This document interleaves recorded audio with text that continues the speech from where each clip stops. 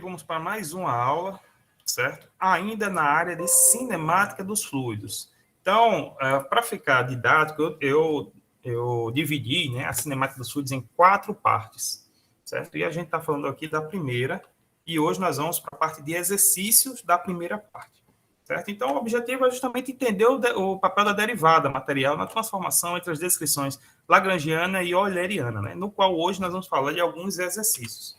Como sempre, a nossa bibliografia, certo? E aí, por exemplo, né, você tem aqui o exercício 1, que está relacionado a um campo de velocidade bidimensional. Então, o que isso quer dizer? Quer dizer o seguinte, ó, que aqui você é dado uma velocidade, certo? Em I e J, ou seja, U e V, ok? Do qual eu quero saber qual é o ponto de estagnação dessa velocidade aqui, ou seja, em que momento essa velocidade vai ser zero, certo? Quando a gente quer determinar o ponto de estagnação, a gente diz o quê? Que naquele momento a velocidade é zero. A gente vai ver isso mais na frente quando a gente estiver também estudando tubo de Pitot, que é muito necessário esse conceito de ponto de estagnação para que a gente faça as análises. Então, a gente vai pegar a velocidade em U, né? A velocidade em I, certo? Que é U, e a velocidade em J, que é chamado Vzinho aqui, tá vendo? Então, a gente vai igualar isso a zero. E a gente vai perceber que o ponto de estagnação, ou seja, o momento desse campo de velocidade que vai ser zero, vai ser na coordenada menos 0,625 e 1,875. Então, a gente vem aqui, ó, menos 0,625 e 1,875. Então, nessa região aqui, a velocidade vai ser zero. É o que a gente chama de ponto de estagnação, certo? E o que é que ele quer dizer aqui, ó? Determine se há muitos pontos de estagnação neste campo de escoamento, e nesse caso, onde, né? Sim, existe um ponto de estagnação localizado nessa coordenada, certo? B, esboce os vetores velocidade em diversos locais do domínio, entre x menos 2 a 2 e y de 0 a 5, né? Então, você faz toda essa análise, né? Então, você, a partir dessa análise, que é de menos 2, x de menos 2 a 2, y de 0 a 5, né? De 0 a 5, você vai fazer toda essa análise, certo? Fazendo o quê? Colocando o menos 2 aqui, certo? O 0 aqui, ó, por exemplo. Certo? Então, as componentes x e y são calculadas para a equação 1, certo? Ou seja, na região especificada. Por exemplo, vamos pegar aqui que x é 2 metros e y é 3 metros. Então, na hora que você botar o 2 aqui, ó, vai ficar 0,8 vezes 2, né? 1,6, mais 0,5, 2,1. Da mesma coisa, se eu pegar o y e colocar aqui, ó, 3, vai dar 0,9 metros por segundo. Logo, a velocidade vai ser igual, certo? Naquele ponto vai ser 2,28, certo? O módulo de velocidade naquele ponto. Legal? Então, é assim que você calcula. Não tem muito mistério, não, tá? Professor, mas se eu diminuir esse desse aqui, não vai dar. Não vai dar. Mas aí você tem que fazer o quê? Você tem que fazer o vetor resultante, né? Desse vetor aí, porque a gente está tratando de vetor. Não está tratando de módulo, né? Então, você vai ter que fazer 2,10 ao quadrado, mais 0, mais menos 0,9 ao quadrado, né? Então, ó, vou fazer aqui rapidamente para vocês terem uma noção, né?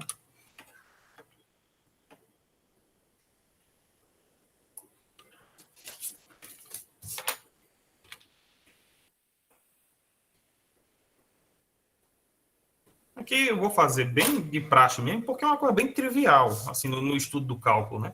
Então, ó, 2,1 vezes 2,1. Então, dá 4,41. Mais 0,9 vezes 0,9. 0,81, certo? Esse valor soma-se com 4,41. 5,2, né? Então, se você tirar a raiz quadrada dele, vai dar 12,28, ou seja, exatamente essa velocidade aqui, certo? Que é a velocidade resultante do eixo x e y, né? Ou seja, do i e do j.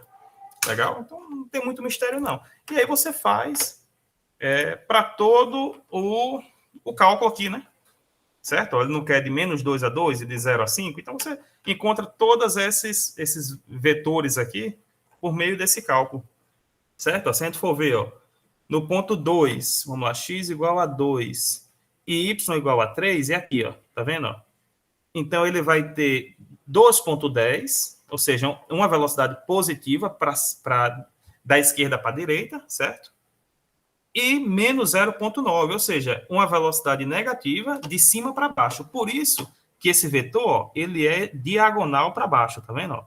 Porque se eu pegar a resultante dele, eu vou ter positivo em x e negativo em y, certo? E assim você vai fazendo todo esse gradiente aqui, certo? E fiquem à vontade para fazer essa análise. Vamos lá, aceleração de uma partícula do fluido, né? Então, vamos pegar aqui, certo? Laura estava lavando o seu carro usando um bocal, semelhante mostrado, né? O bocal tem 3,9 polegadas, né, de comprimento, diâmetro de 0,42, certo? O de entrada, né? Ou seja, esse aqui, ó. E o diâmetro de saída, 0,182. A vazão em volume, através da mangueira do jardim, então ele já dá a vazão, ó. Que bom. Então, eu tenho o diâmetro maior, o diâmetro menor, essa distância e tem uma vazão, certo? Então, eu já tenho muita coisa legal aí, né? Certo? O que é vazão, né? A gente ainda não falou sobre isso, porque a gente vai falar isso no próximo capítulo. Mas a vazão é o volume dividido por segundo, ou seja, é a velocidade vezes a área, certo? A área eu tenho aqui, ó, certo? Tem o diâmetro e o diâmetro de entrada e de saída. Então, eu posso encontrar a área nesse ponto aqui, ó, πd ao quadrado sobre 4, e nesse ponto de saída também, πd ao quadrado sobre 4, certo? E a velocidade, né? Eu tenho a vazão, eu encontro a velocidade. Então, a velocidade fica mais tranquila de eu encontrar. Então, é o seguinte, ele quer o quê? A aceleração. Existe um modo de aceleração de uma partícula de fluido que se movimenta no eixo central do bocal, né? Então, no eixo central, certo? Esse eixo central a gente vai chamar de eixo X. Então, a gente não vai estar mais interessado em outros eixos. A gente vai estar interessado no eixo X, certo? Então, ó, como você tem a lei da conservação de massa, do qual toda entrada é igual a toda saída, né? Certo? Então, a vazão no ponto 1 é igual a vazão de entrada é igual à vazão de saída. Isso a gente vai ver melhor no próximo capítulo. Mas eu já estou trazendo aqui por causa desse exercício. Então, ó, se eu tenho uma vazão de entrada igual à vazão de saída, logo a velocidade de entrada vezes a área 1 é igual à velocidade de saída vezes a área 2, né? Certo? Então, aqui, ó, eu vou pegar a velocidade de entrada para eu encontrar a vazão de entrada. A vazão de entrada vai ser igual, né? A velocidade de entrada vezes a área. Como eu quero encontrar a velocidade, né? Logo, a velocidade vai ser igual a vazão dividido pela área. Certo? Então, aqui, ó, velocidade é igual a vazão dividido pela área. Como a área é πd ao quadrado sobre 4, o 4 que estava dividindo passa multiplicando. Então, eu tenho aqui, ó, a vazão, 4 vezes a vazão, que é essa aqui, dividido por π vezes, estou utilizando aqui a entrada, então eu vou ter que utilizar a dimensão da entrada. Logo, a velocidade no ponto de entrada vai ser 1,9510. Certo? E a velocidade no ponto de saída vai ser maior ou menor?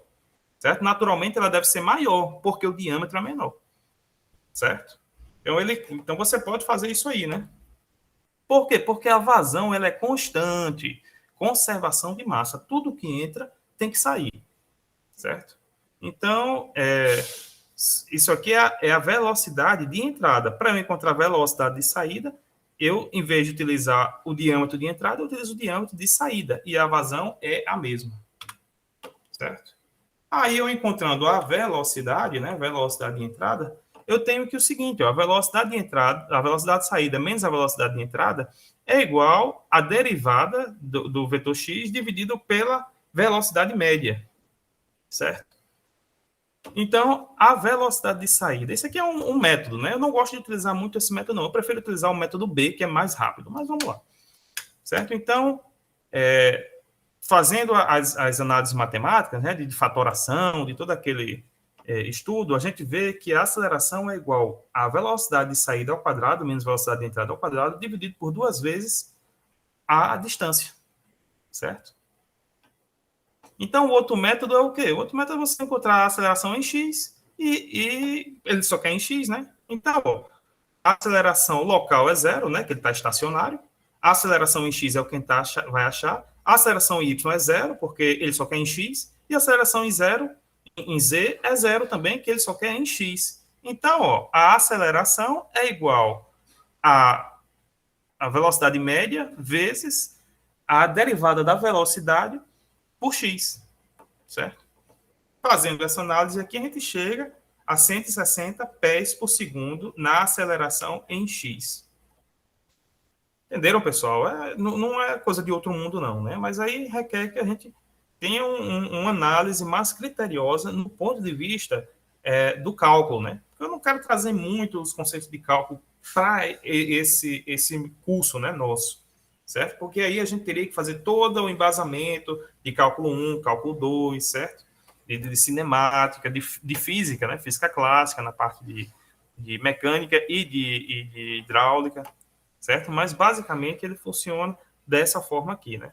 Então, como é que eu encontro essa velocidade média, né? Essa velocidade média é a média entre a velocidade de entrada e a velocidade de saída, certo? Ó, ele encontrou a velocidade de saída aqui, né? Ele fez daquela mesma forma lá, certo? E ele encontra aqui a velocidade média. Não, ele não trata aqui em si da velocidade média, né? Ele faz a relação já aqui vetorial, certo? Que vai dar basicamente a mesma coisa. Legal? E aí você tem a aceleração material no campo de velocidade, né? Mesma coisa. Então, aquele primeiro exemplo lá, né? Esse aqui. Certo? Ele pegou esse mesmo vetor, velocidade, ele quer saber agora a aceleração desse ponto aqui, ó. Dessa representação, certo? Vetorial. Então, ele quer saber a aceleração. O que é que a gente vai fazer? Vai fazer a mesma coisa, né? AX, né, igual a derivada de UT mais o dUx, né? Então, aqui, como ele está em estacionário, é zero, certo? Então, AX eu vou achar o quê? Como aqui não vai ter x, né? Logo vai ser zero também. Mas a gente pode fazer esse cálculo, por exemplo. Z não tem, né? Eu só tenho I e J, né? Então, eu só tenho U e V. Legal? O U é relacionado a dx, certo? E o V é relacionado a dy. Então, fazendo esse cálculo aqui, ó, nós vamos encontrar o quê? Que U é 0,5 mais 0,8x. A derivada dessa equação vai dar 0,8, ó. Então, calcula. Já V é 1,5 menos 0,8y, e a derivada em y dessa equação aqui, ó, é zero. Por quê? Porque não tem y, certo? Então, a derivada parcial, né? Vamos dizer assim. Certo? Então, você vai encontrar essa aceleração. E para y, a mesma coisa, né? O U é 0,5 mais 0,8x, certo? Já o DU, o DV em relação a x, vai ser zero, né? Por quê? Porque não tem x nessa equação. Já no y tem, né? Tem y, então aqui vai ficar menos 0,8. Fazendo os cálculos vai dar isso aqui, né? Nesse ponto 2 e 3, é só você pegar o 2 jogar aqui e o 3 jogar aqui, né? Você vai encontrar a x e a y. Para você encontrar a resultante, você vai fazer aquele cálculo que a gente falou no exercício passado. Certo? Aí, próxima aula, a gente vai ver o fundamento da visualização do escoamento.